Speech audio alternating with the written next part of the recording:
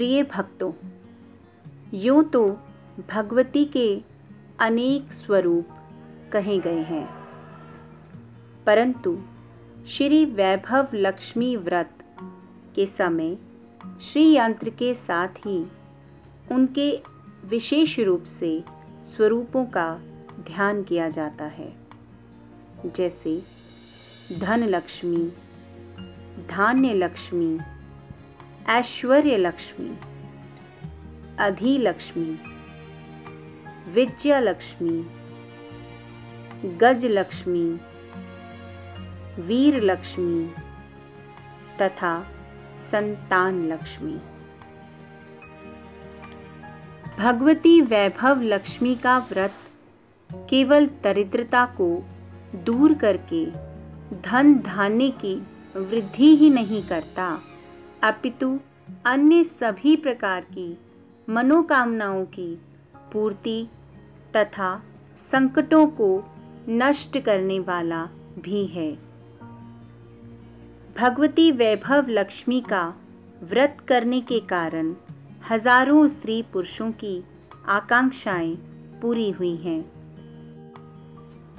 यह स्मरणीय है कि जब तक मनोकामना की पूर्ति ना हो, तब तक माता वैभव लक्ष्मी का व्रत श्रद्धा, धैर्य और विश्वास पूर्वक करते ही रहना चाहिए।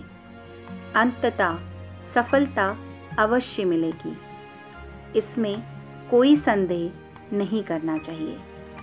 आइए अब हम सुनते हैं वैभव लक्ष्मी माँ के व्रत की व्रत कथा। किसी बड़े शहर में एक सामान्य स्थिति का परंतु खाता पीता परिवार आनंद पूर्वक रहता था। उस परिवार के मुखिया का नाम श्यामलाल और उसकी पत्नी का नाम सुशीला था।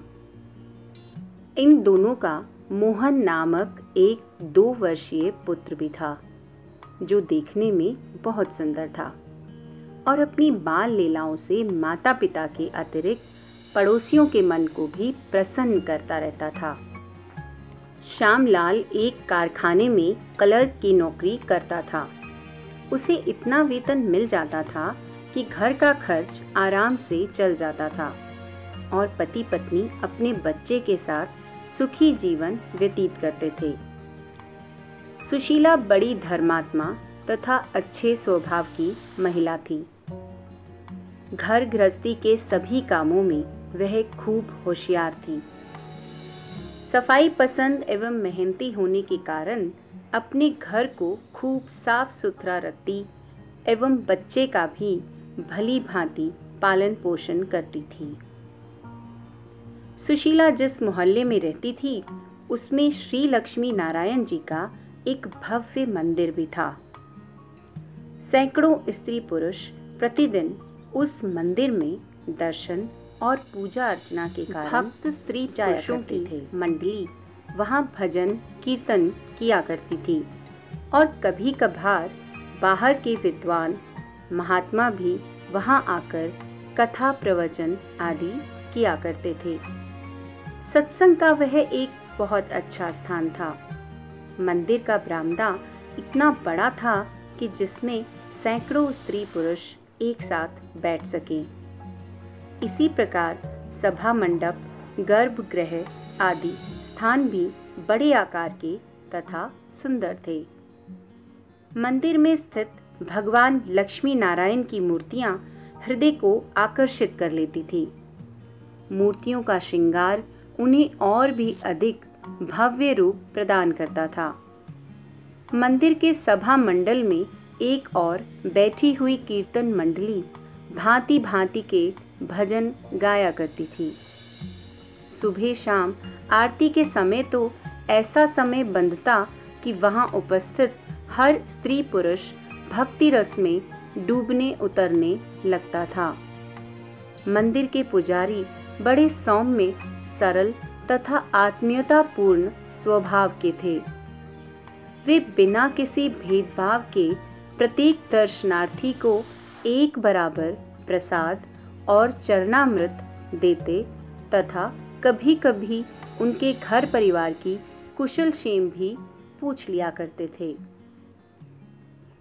वे गरीब अमीर में कोई भेद नहीं करते थे। सैकड़ों रुपयों का चढ़ावा चढ़ाने वाले धनी लोगों की अपेक्षा केवल हाथ जोड़ देने वाले गरीबों के प्रति वे अधिक सहानुभूति रखते थे। सुशीला को जब भी अवकाश मिलता तो वह भी मंदिर में जाकर दर्शन तथा कुछ देर भजन कीर्तन कराया करती थी। उसका बालक जहाँ सुंदर था और साफ सुथरा रहता था, वहीं बड़े शांत स्वभाव का भी था। वह मंदिर में ना तो चीखता चिल्लाता और ना ही किसी अन्य प्रकार का उद्यम मचाता था। वह अपलक दृष्टि से कभी मूर्ति की ओर निहारता रहता, कभी हाथ जोड़ लेता और कभी माँ के पास बैठा बैठा मुस्कुराता रहता था। उसे देखकर मंदिर में दर्शन करने वाली स्त्रियां भी बहुत प्रसन्न होती और कभी कभी गोद में उठाकर उसे प्यार करने तथा खिलाने भी लगती थी।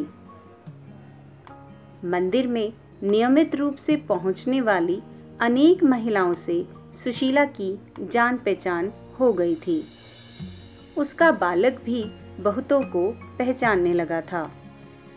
अतः परिचित महिलाओं को देखकर वह बिना किसी झिझक के उनकी गोद में जा बैठता था।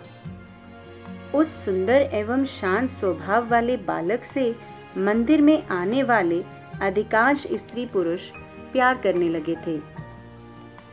सुशीला इतने अच्छे स्वभाव की थी कि यदि कभी वे किसी दिन मंदिर नहीं पहुंचती तो नियमित रूप से मंदिर आने वाली महिलाएं उससे न आने का कारण पूछे बिना नहीं रहती थी।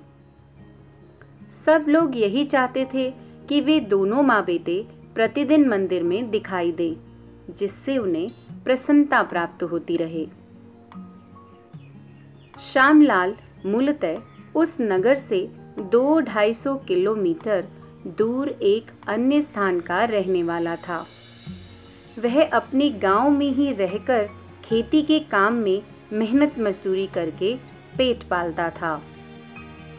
परंतु जब उसका विवाह हो गया और उसे घर गृहस्थी का खर्च चलाने के लिए किसी स्थायी आमदनी की आवश्यकता महसूस हुई, तब वह अपनी पत्नी को साथ लेकर इस शहर में चला आया था। भाग्यवश उसे अच्छी नौकरी भी मिल गई, अतः वह एक छोटा सा मकान किराए पर लेकर यहीं रहने लगा। शहर में आने के लगभग 2 वर्ष बाद उसकी पत्नी ने एक फूल जैसे सुंदर सुकुमार बच्चे को भी जन्म दे दिया। बालक का जन्म होने पर माता पिता के आनंद की सीमा ना रही। वे बड़े लाड प्यार से उसका पालन पोषण करने लगे। इस समय तक उसकी आयु 2 वर्ष हो चुकी थी। गृहस्थी की गाड़ी आनंद पूर्वक चल रही थी। सुशीला चाहती थी कि कुछ समय बाद वे अपने लड़के को किसी अच्छे विद्यालय में भर्ती कराकर अच्छी शिक्षा दिलवाए तथा उसे खूब पढ़ा लिखा कर योग्य बनाए, ताकि वह बड़ा होकर किसी ऊंचे पद पर पहुंच सके। अच्छी शिक्षा दिलाने के लिए अधिक पैसों की आवश्यकता पड़ती है। उसकी पूर्ति के लिए सुशीला ने कपड़ों की सिलाई कढ़ाई का काम सीख लिया, जिसके फलस्वरूप वह मोहल्ले पड़ोस वालों का ही काम करके स्वयं भी पैसा कमाने और उसे इकट्ठा करके रखने लगी। उसके मन में यह भी बड़ी आकांक्षा थी कि यदि उसकी आमदनी और अधिक बढ़ जाए तो वह कुछ अधिक धन इकट्ठा करके उसी शहर में जमीन लेकर अपना एक छोटा सा मकान भी बनवा ले। अपने इस उद्देश्य की पूर्ति के लिए वह अधिक समय तक मेहनत मजदूरी किया करती थी। मोहल्ले पड़ोस के सब लोग उसे स्नेह तो करते ही थे, अतः उसे काम भी खूब मिलने लगा। धीरे धीरे उसने 2-4 हजार रुपए भी इकट्ठे कर लिए। मनुष्य चाहता कुछ है, परंतु भाग्य के विपरीत हो जाने से उसका उल्टा हो जाता है। सुशीला के पति ने जब यह देखा कि उसकी पत्नी भी सिलाई कढ़ाई का काम करके कुछ रुपए कमाने लगी है, तो वह भी अधिक रुपया कमाने के उद्देश्य से जुआ, सट्टा, लॉटरी, रेस आदि बुरे कामों की ओर आकर्षित हो गया। दुनिया जानती है कि इन तरीकों से कभी किसी को लाभ नहीं हुआ, बल्कि इन बुरे कामों में गांठ की रकम भी चली जाती है। कभी एक आध बार यदि कोई छोटी मोटी रकम मिल भी जाए तो दूसरी बार उससे दुगना चौगना नुकसान हो जाता है। एक बार जीता हुआ जुआरी बाद में बार बार हारने पर भी फिर लाभ पाने की आशा में स्वयं को बर्बाद करता चला जाता है। अंत में एक दिन ऐसा भी आ जाता है जब न केवल उसकी गांठ की सारी पूंजी समाप्त हो जाती है, बल्कि वह कर्ज के बोझ से भी दब जाता है। श्यामलाल के साथ भी ऐसा ही कुछ हुआ। वह जुए सट्टे में अपनी कमाई गंवाता चला गया। सुशीला ने बहुत समझाया, परंतु उसने उसकी एक ना सुनी। वह उससे हमेशा यही कहता, तुम चिंता मत करो, मैं अगली बार ऐसा जीतूंगा कि अपना गंवाया हुआ धन सब लेकर आऊंगा, साथ ही लाखों रुपए भी आ जाएंगे। जबकि उसके ऐसे सपने कभी पूरे नहीं हो सके। जुआरी सट्टेबाज जब अपना धन हारता चला जाता है और एक दिन बिल्कुल खाली हो जाता है, तब वह अपना दुख भुलाने के लिए शराब पीना भी आरंभ कर देता है। इसके अतिरिक्त अन्य बुराइयां भी उसे चारों ओर से घेर लेती हैं। उस स्थिति में वह अपनी पत्नी से भी यही आशा करता है कि उसके शौकों को पूरा करने के लिए वह यानी उसकी स्त्री कहीं से भी पैसा लाकर उसे दे। यदि स्त्री ऐसा ना करे तो वह उसे मारता, पीटता और गाली गलौज भी कर देता है। ऐसी स्थिति में पतिव्रता पत्नी को जिन संकटों का सामना करना पड़ता है और उसकी जो दुर्दशा होती है, उसके विषय में क्या कहा जाए। श्यामलाल ने भी जुए में हार के गम को दूर करने के लिए शराब पीना शुरू कर दिया। फिर उसने पत्नी से रुपयों की मांग शुरू कर दी। नौकरी से जो वेतन मिलता था उसे वह पहले ही फूंक देता था, जिसके कारण सुशीला को घर खर्च चलाना भी मुश्किल हो गया था। अब पति की मांग पर उसने धीरे धीरे अपनी इकट्ठी हुई सारी पूंजी भी दे डाली। इसके बाद घर के सामान का बिकना आरंभ हुआ। सुशीला पेट भरने के लिए जी तोड़ परिश्रम करने लगी, परंतु जब खाने को ही पूरा नहीं मिलता था तो उसका शरीर भी जवाब देने लगा। धीरे धीरे वह अनेक बीमारियों का शिकार बन गई, परंतु उसके पास इलाज के लिए पैसे कहाँ थे। उसका छोटा बालक भी भूख के मारे रोने चिल्लाने लगा और उसका फूल जैसा सुंदर शरीर थोड़े ही दिनों में ठठरी जैसा हो गया। सुशीला का मंदिर जाना भी छूट गया। उधर काम पर ना जाने के कारण उसके पति की नौकरी भी छूट चुकी थी। अतः आमदनी के सभी रास्ते बंद हो गए। सुशीला रात दिन भगवान से प्रार्थना करते हुए यही कहा करती थी, हे प्रभु, आप मेरे पति की बुद्धि को ठीक करो। हे प्रभु, इन्हें गलत रास्तों से हटाओ, हमारे घर की गरीबी दूर करो और मुझे इतना साधन तो अवश्य दो कि मैं अपने छोटे बालक की प्राण रक्षा कर सकूं। परंतु बहुत दिनों तक सुशीला की प्रार्थना का कोई असर दिखाई नहीं दिया। जब दुकानदारों ने खाने पीने का सामान भी उधार देना बंद कर दिया, तब उसके हाथ में सिलाई कढ़ाई को सुई पकड़ने की ताकत भी नहीं रही।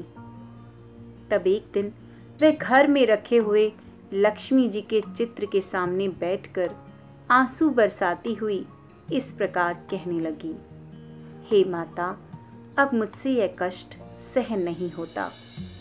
अपने छोटे बच्चे को अब मैं अपने प्राण देकर भी नहीं बचा पाऊंगी, तथा मेरे पति के तो किसी भी तरह सुधरने की कोई आशा ही नहीं रही है।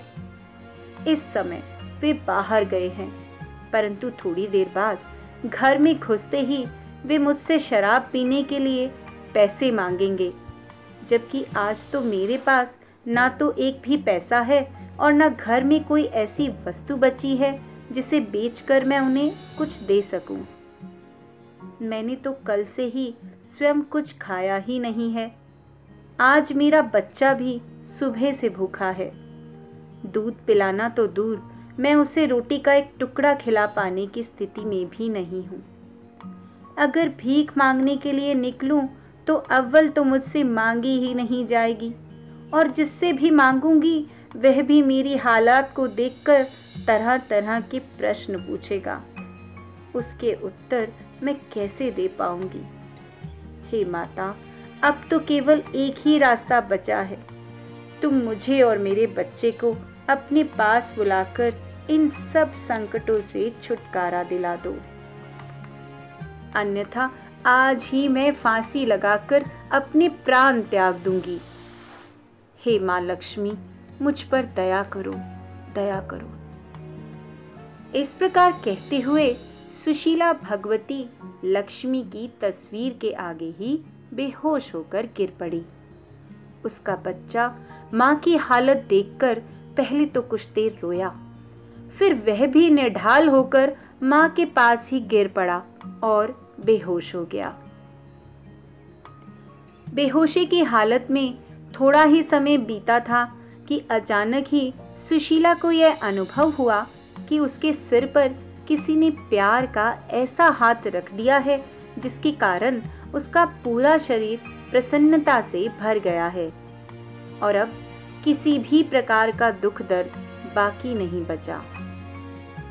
ऐसी आश्चर्यजनक स्थिति के उत्पन्न होते ही बेहोश सुशीला ने अपनी आंखें खोली तो देखा एक श्वेत केश वाली परंतु परम सुंदरी वृद्धा स्त्री उसके सामने बैठी हुई है और वही उसके सिर पर हाथ रखे हुए है।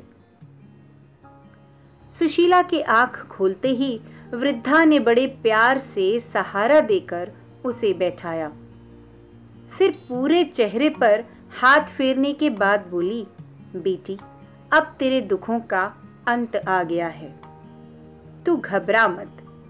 तूने श्री लक्ष्मी नारायण जी के मंदिर में जाकर सच्चे मन से उनकी जो भक्ति की थी उसका फल अब तुझे मिलने वाला है। मैं उसी मंदिर के पुजारी की माँ हूँ।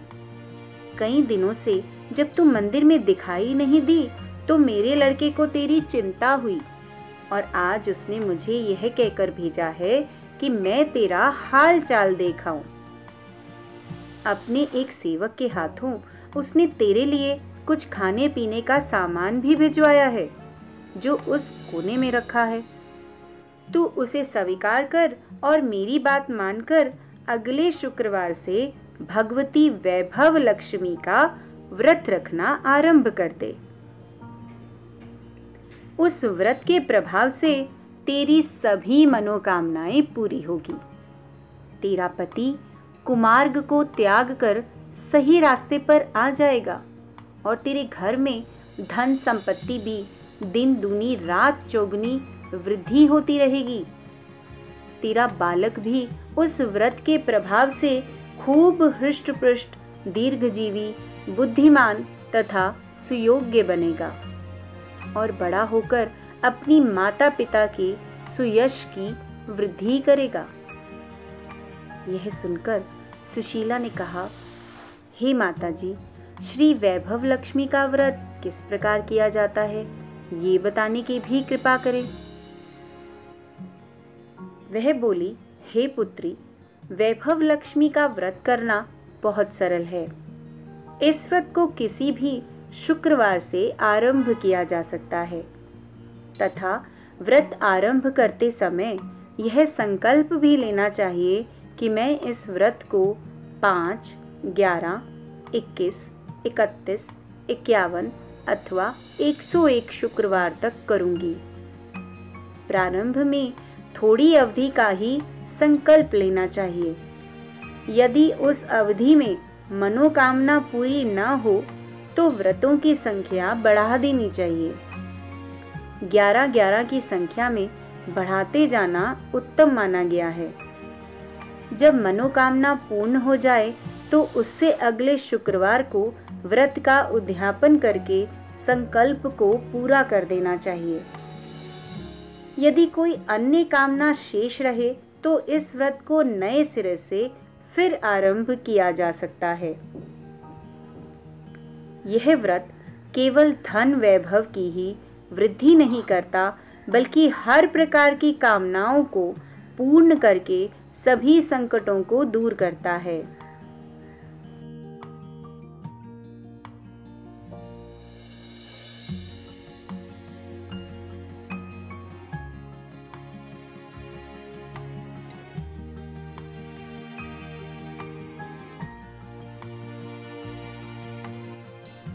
हे बेटी, व्रत आरंभ करने वाले दिन प्रातःकाल शौच, स्नान आदि से पवित्र हो धुले हुए वस्त्र धारण करने चाहिए तथा दिन में निराहार व्रत रहना चाहिए। सायंकाल किसी लकड़ी की चौकी अथवा पाटे पर लाल रंग का वह वस्त्र बिछाकर उसके ऊपर एक मिट्टी का अथवा सोने, चांदी, कांसे या तांबे का पात्र स्थापित कर उसमें सोने की कोई चीज रखें तथा उसके पास ही ताम्र पत्र पर अंकित श्री यंत्र को स्थापित करें। यदि कपड़ा न हो तो चावलों की ढेरी पर ही बर्तन तथा श्री यंत्र को रखना चाहिए। यदि तांबे का श्री यंत्र उपलब्ध न हो तो किसी पुस्तक में छपे हुए श्री यंत्र का भी उपयोग किया जा सकता है। वैभव लक्ष्मी के व्रत में स्वर्ण तथा श्री यंत्र की पूजा करना आवश्यक है। यदि घर में सोना बिल्कुल न हो तो उसके स्थान पर चांदी अथवा किसी सिक्के को भी रखा जा सकता है। यंत्र तथा स्वर्ण की स्थापना करने के बाद जल, रोली, चंदन, चावल तथा फूलों से उनका पूजन करना चाहिए। बताशे तथा फलों का भोग लगाना चाहिए और आटे को घी में भूनकर उसमें चीनी मिलाकर तैयार की गई पंजीरी का भी भोग लगाना चाहिए। बताशे के अभाव में थोड़ी सी शक्कर का भी इस्तेमाल किया जा सकता है। इसी पंजीरी को पूजा के समय उपस्थित लोगों को प्रसाद के रूप में देना चाहिए। यदि संभव हो तो पंजीरी में केला, सेब, अमरूद तथा खीरे के टुकड़े भी मिलाए जा सकते हैं। अगरबत्ती जलाकर धूप देनी चाहिए तथा श्री यंत्र के पास ही घी का दीपक जलाए रखना अति आवश्यक है और अंत में उसी दीपक द्वारा माता की आरती भी करनी चाहिए। आरती के लिए कपूर का उपयोग भी किया जा सकता है, तथापि दीपक जलाए रखना अत्यंत आवश्यक है।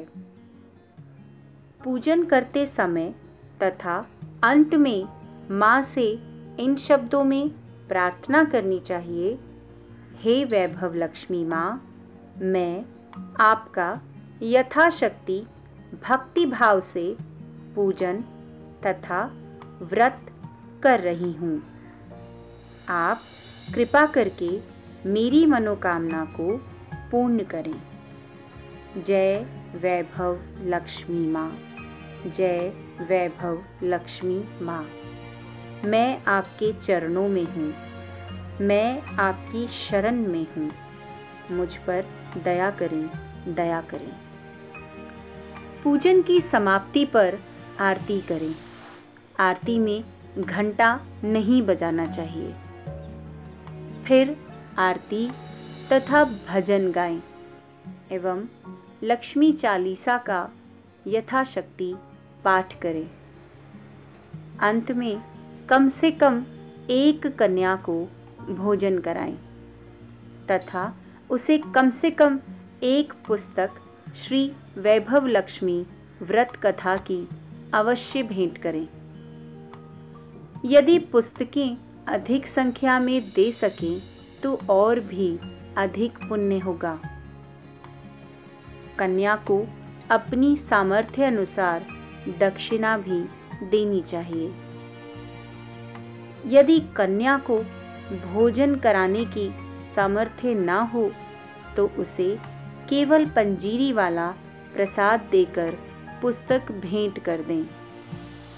इस व्रत में वैभव लक्ष्मी व्रत कथा की पुस्तक के दान का बड़ा महात्म्य है, क्योंकि उस पुस्तक के पढ़ने से दूसरों को भी यह व्रत करने की जो प्रेरणा मिलती है, उसका पुण्य भी पुस्तक बांटने वालों को मिलता है।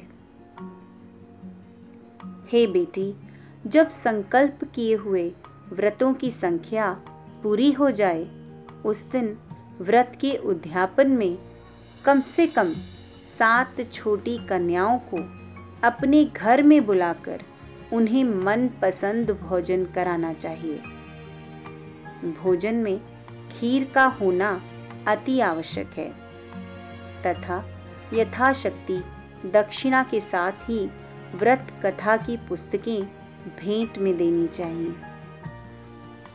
इस प्रकार व्रत करने से माता वैभव लक्ष्मी व्रत करने वाले की कामना अवश्य पूरी करती हैं। अतः तुम भी इस व्रत को कल आने वाले शुक्रवार से ही आरंभ कर दो। तुम्हारे सब दुख दूर हो जाएंगे। यह सुनकर सुशीला अत्यंत प्रसन्न हुई।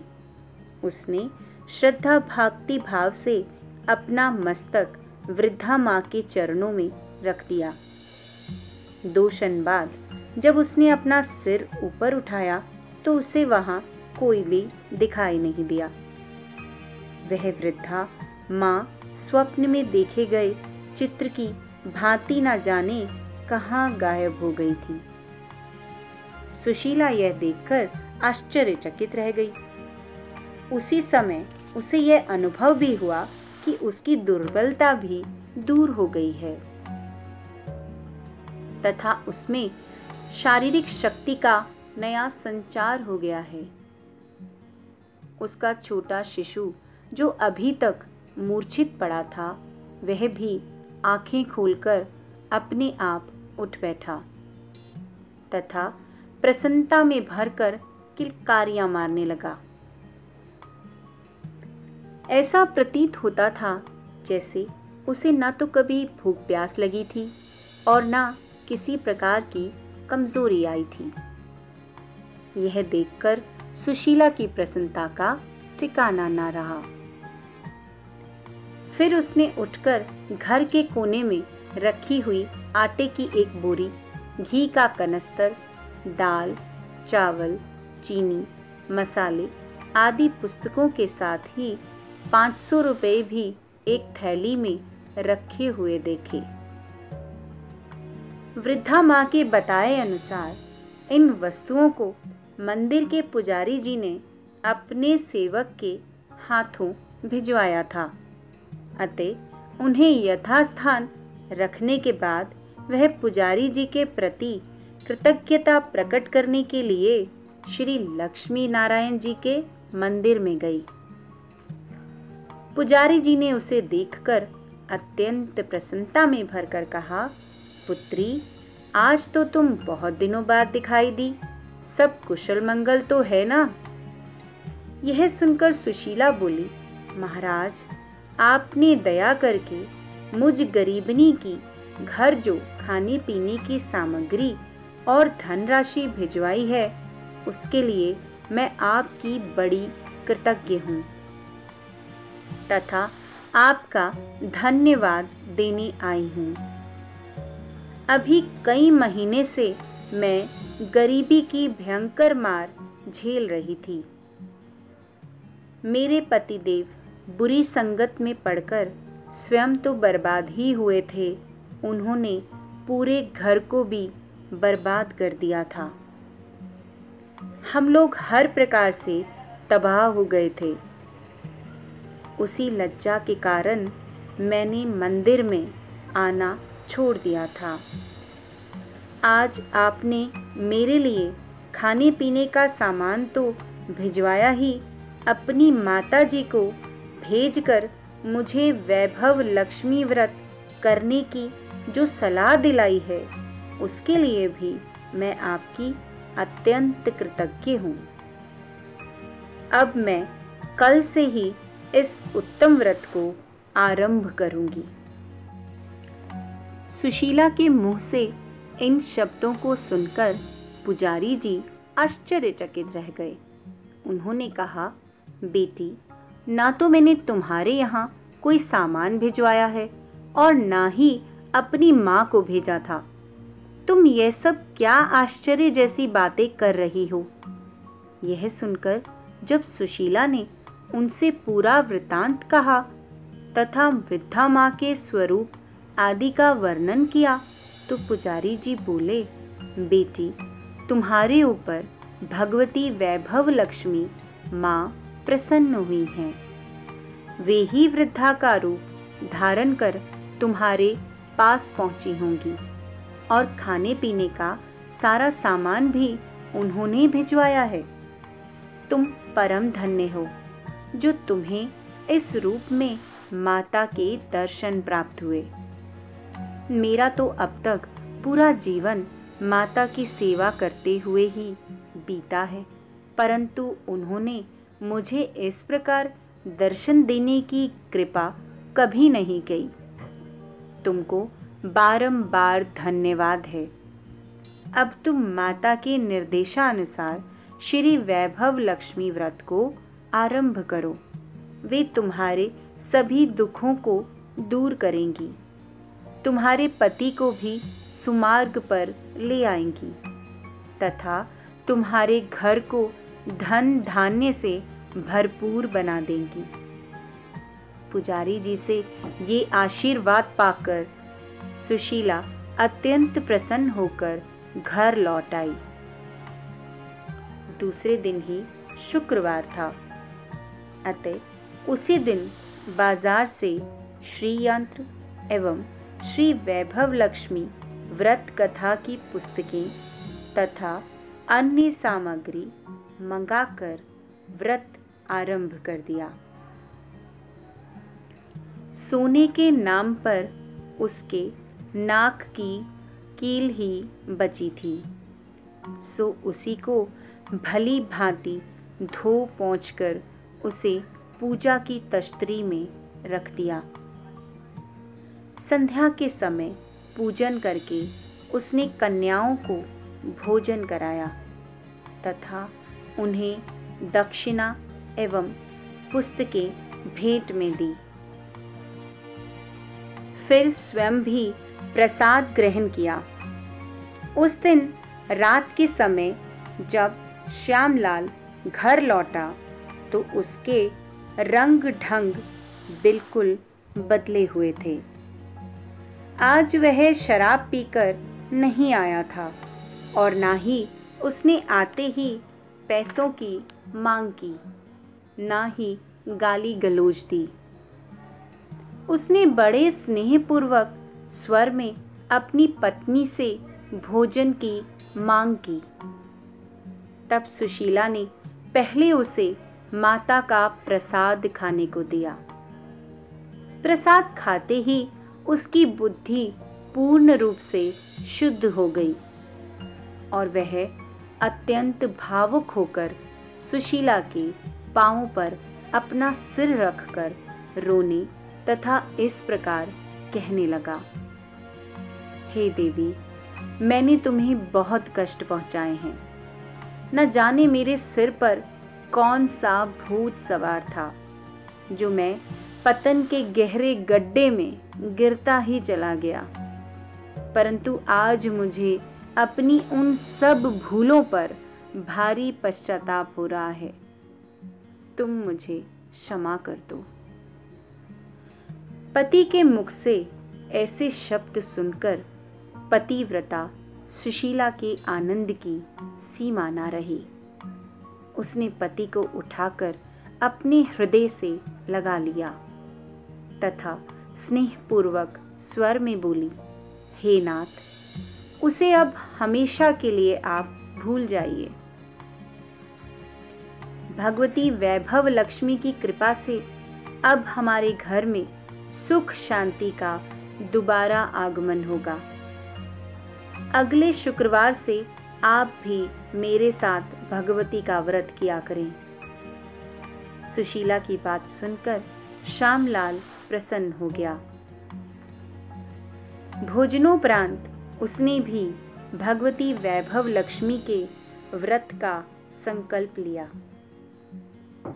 दूसरे शुक्रवार को पति पत्नी दोनों ने ही विधि विधान पूर्वक माता श्री वैभव लक्ष्मी का व्रत तथा पूजन कर कन्याओं को भोजन कराया तथा उन्हें पुस्तकें भेंट में दी।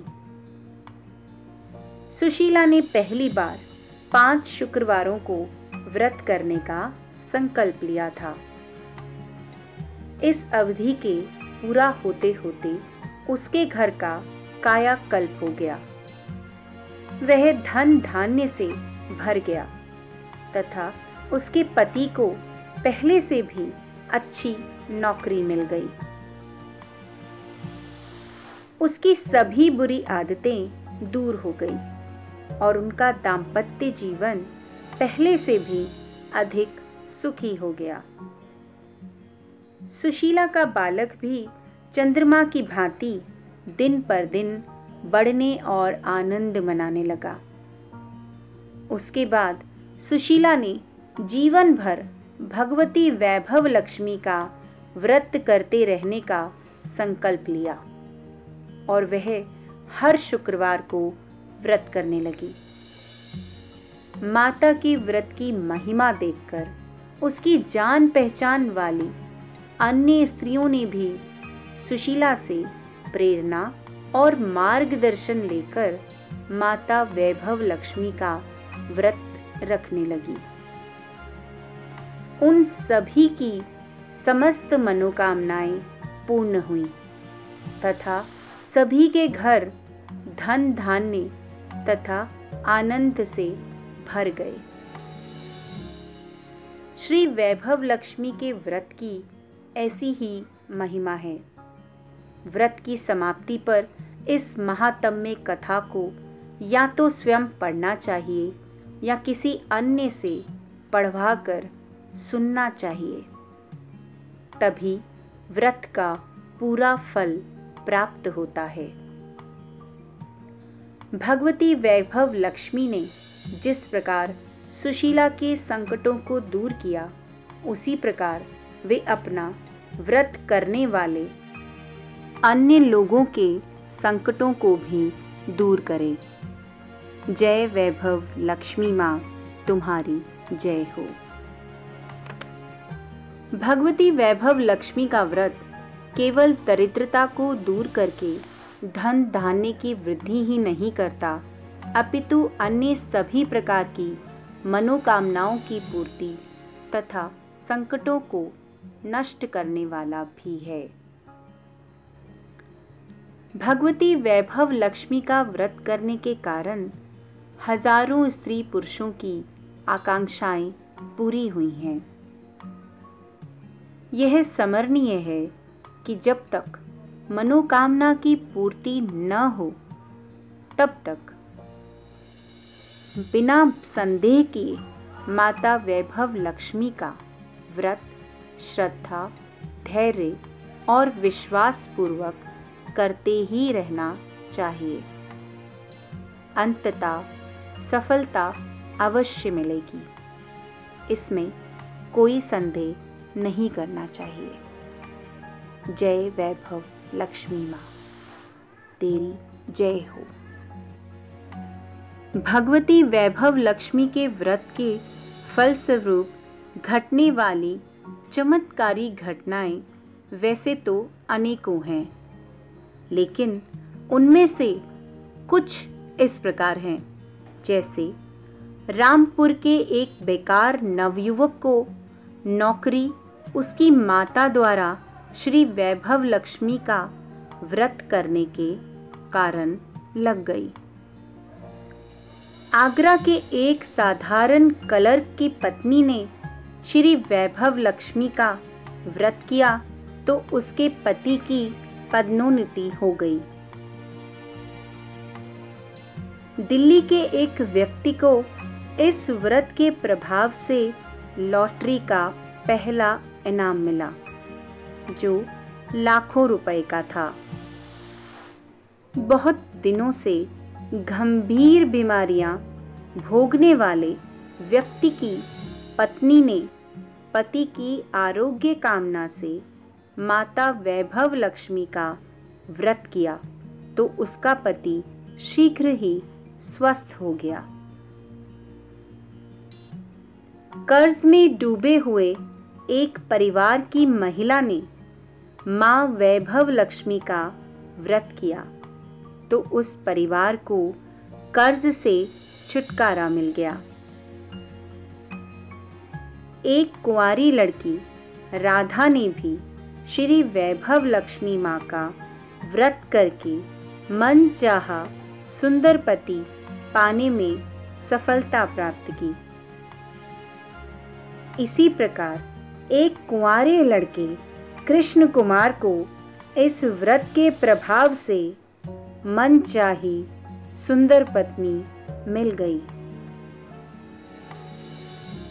इस व्रत के प्रभाव से अनेक निसंतान दंपतियों को संतान का भी लाभ हुआ है।